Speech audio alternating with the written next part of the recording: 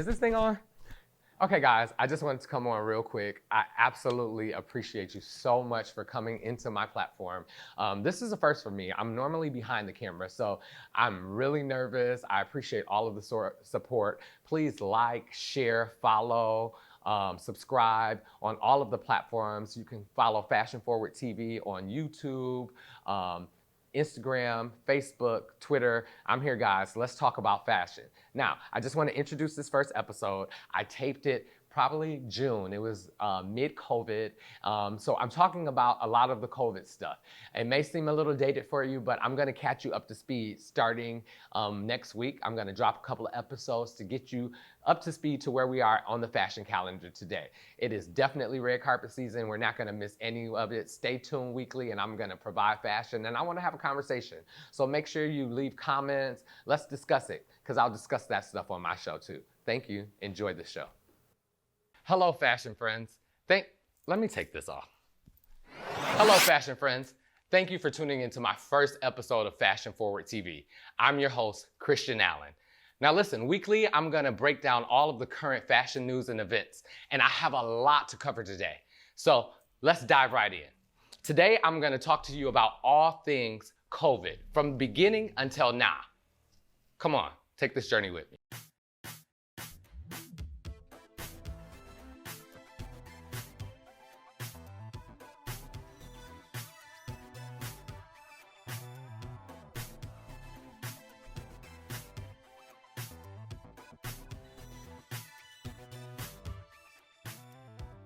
It only seems right to start off quarantine with none other than Naomi Campbell.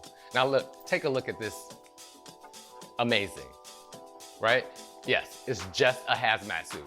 And obviously, during quarantine, you need a hazmat suit. Now this looks crazy kind of, but this is what we need to do to protect ourselves. Like Naomi, I travel a lot too. So I kind of took tips from Mother and made my own version of a hazmat suit. Take a look. I call it the Hazmuddy. It's a cross between a hazmat suit and a hoodie. Yep, y'all laughing, but I was safe on that plane. And listen, while you're laughing, go ahead and DM me. I'll give you your own. Okay, so some of you were clearly dissatisfied with Naomi's first choice of quarantine fashion, but please don't count Mother out. In an epic, unprecedented, historical move, all during quarantine, alone, unassisted, on an iPhone, Mother Naomi styled, directed, and did her own glam for Essence Magazine's 50th anniversary cover edition. Now listen, with all of her runway stomps and all of the history and experience she has, I'm not surprised at all. But none other than Naomi Campbell, I'm telling you, look at this spread. Absolutely gorgeous. And the cover story, from page to page, she slayed every look. I'm gonna have to give this one a stylist approval. Go ahead, drop me a note, tell me what you think. Now, if Naomi's supermodel slay was not enough, go ahead and look at this cover for Arabian Vogue. Absolutely stunning. Iman graces the cover in a mask. The mask was photoshopped into the picture. However, the message was definitely not lost. Wear a damn mask. Listen, Iman, again, another black girl magic. You completely slayed. Stylist approval. Now, this moment has got to be one of my greatest fashion moments. In epic fashion, just like she always does, Rihanna graced the cover of British Vogue's May issue wearing a do-rag. Now, she's always pushed the boundaries of fashion, but a do-rag on British Vogue, if you are a black man anywhere in America, you understand the power of what this means.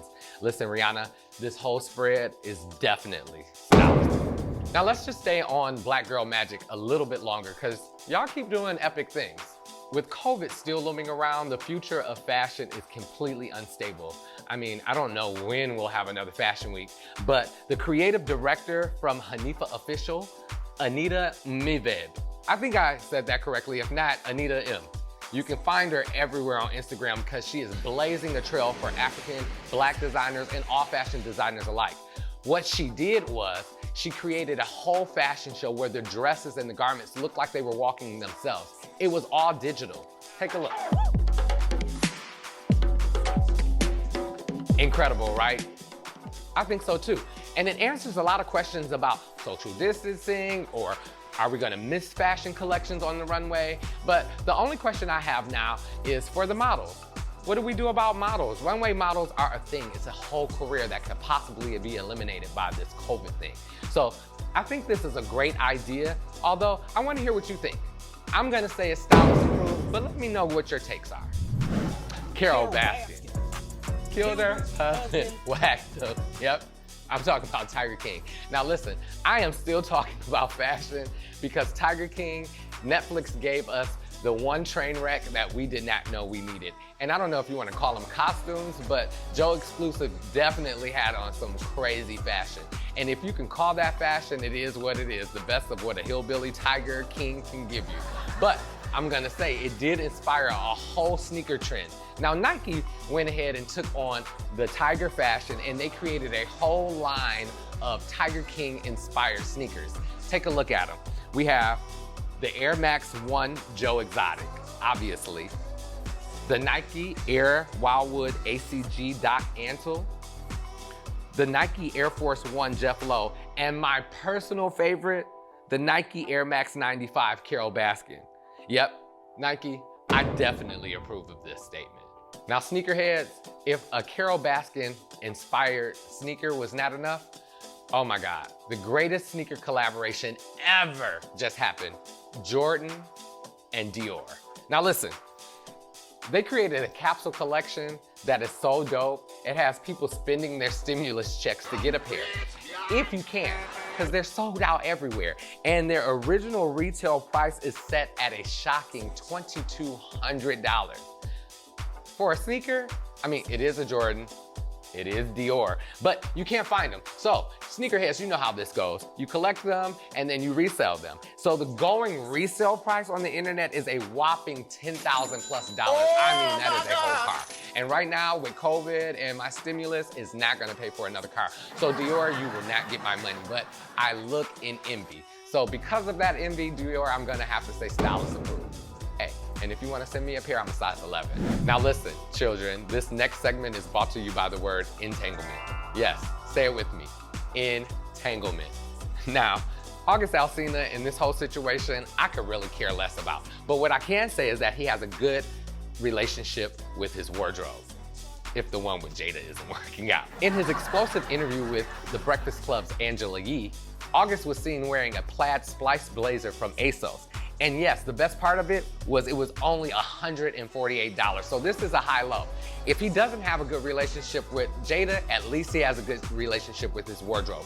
And for this, I'm gonna say, August, even though you were entangled, at least your suit was stylist approved. Who wears short shorts? Y'all remember that commercial? I don't know what it was about, but I remember the song. And it is 100% appropriate for this segment because it is about men wearing short shorts. Now, the men that actually wore these short shorts usually wouldn't. So I wanna know what you think. If you look right here, we have Gucci Mane, who was spotted at Disney with his wife Keisha, and look how short these shorts are. Now listen, this was a trend that was super dope and fashionable in the 60s and the 70s when men had no problems with what they call hypermasculinity. But I don't know, are you down with it? I mean, look, we also have Tiana Taylor's husband, Iman Shumpert, and he wears booty shorts. I mean, these are booty shorts. Now, I'm totally here for this vibe and this look. I love a strong man in short shorts. I think it's very masculine. What you think? Ladies, do you like your man rocking this look? Fellas, would you take this fashion risk? Let me know what you think in the comments. Now listen, if you're anything like me, you have not survived this quarantine without DJ D-Nice. He was the dopest set of good vibes and energy during the whole thing, and he kept me alive. And not only did that, he was very fashion conscious. I mean, this man changed his hat during each segment. I don't know where Nick Farquhar was or the Gorham brothers. Y'all should have sent him some product. But he did not disappoint on that tip. He kept changing his hats, and eventually, with his Instagram DJ sets boosting up to 50,000 plus viewers, D-Nice hooked up with your boy Will Smith and Bel Air Athletics and created an exclusive quarantine hoodie. Now, any proceeds from this hoodie went to support essential workers on the front lines of healthcare. And for that, you definitely get a stylist approved. Yo, again, thank you for tuning in to Fashion Forward TV. I'm your host, Christian Allen Image. You can check us out on Fashion Forward TV here on Instagram. You can check us out at Fashion Forward TV on Facebook, or go ahead and click the link on YouTube, Fashion Forward TV. Tell your friends. Tune in next week.